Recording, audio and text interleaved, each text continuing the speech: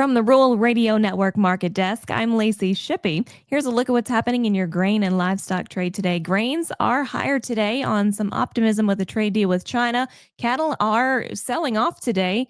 Feeder cattle leading the way down there. And to talk about it, we've got Arlan Suderman with StoneX Financial. And Arlan, tell me, we'll start on the grain side of things, the good news for the day. Tell me what's giving us a little bounce over there.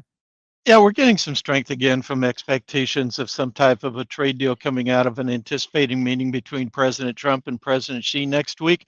Will that happen? We're hearing just mostly silence from the China side. That's because they're focused on the Fourth Plenum meeting.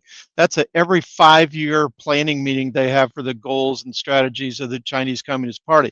This is more of a political party meeting. This is the time when leaders get set aside or change positions or whatever, when you can have major shakeups. We don't expect at this point to see President Xi replaced. That's a possibility, but we don't expect that, even despite some of the rumors that are out there on social media. But if he senses that he has a strong power base coming out of these meetings, then we may not even see him meet with President Trump next week. He may take a hard line against President Trump.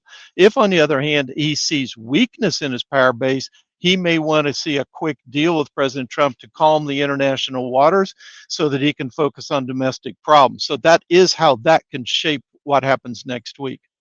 Okay, well, time will tell, I suppose. And our cattle are down today. Tell me what's putting a little bit of selling pressure on our cattle complex. Big sell-off there. Not necessarily a real change in the fundamentals that justify it, but USDA Secretary Rollins is expected to speak today to unveil their plan for onshoring beef production. And when the funds are this long, as we anticipate they are in the market, that makes them nervous. So I think they're lightening their position. I can't imagine what she might announce that would actually be short-term that bearish, but the funds are nervous, and so they're selling off today ahead of that announcement.